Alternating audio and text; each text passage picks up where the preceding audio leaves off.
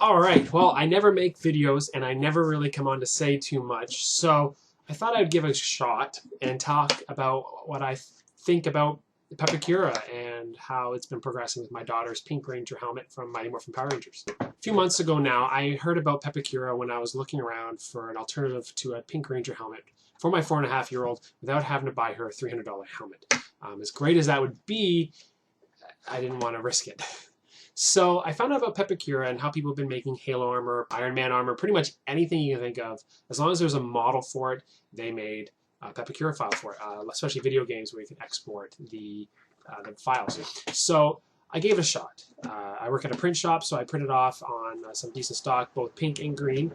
I got a lot further along my pink than I did with my green. A little sad, actually.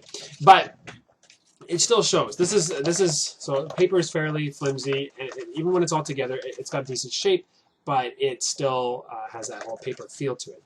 And it was very simple to put together. It was complicated amount of pieces, and you really take your time and put it together. But the makers of these models have made it fairly simple by giving you numbers to align to. I don't know how well this will show up, but well enough. And then you pretty much put the piece together. It creates a sort of polygon look, almost like a video game model. But it works out great. It's a great alternative to sculpting, and if you can find a model free or otherwise, you can pay for some premium ones. You can do some great legwork before you do any actual work to it. So I'm very happy on that front. The next step after building that together, and there are plenty of tutorials online that I do encourage you to go look at, read about before you even pick up the paper to put together, and you find out. I went with Bondo fiberglass resin in the hardener, mostly because I can get that here in Canada, and I coated the paper on the inside and the outside in order to give it a little more rigidity, and then I followed up by placing fiberglass cloth and then soaking that with the fiberglass resin with a paintbrush on the inside only. I did the inside only so that I could retain the details of the exterior. So here it is, where it is right now. It's kind of yellowish cast, and you can kind of see where the paper was layered together. It's definitely harder. It's very rigid. It's got great strength. I don't have to worry about my daughter playing ping pong with it. I did have some problem areas where certain areas were pushed in a little bit more. I don't know how well you can see it here, but it's definitely rounder on the opposite side. But I'll fix that in the next stage, which is Bondo. Bondo is something I have used in the past, and I will pretty much be covering the entire helmet in it and smoothing it out and rounding it out as much as possible. And then after that is done, I will cut out the visor so that my daughter can see, for those wondering, and some breathing holes, just like the show. And then after that, I will be cutting it in half, and then adding the clips in class, and probably either a hinge or elastics at the top here, and then give it a really good paint and gloss finish.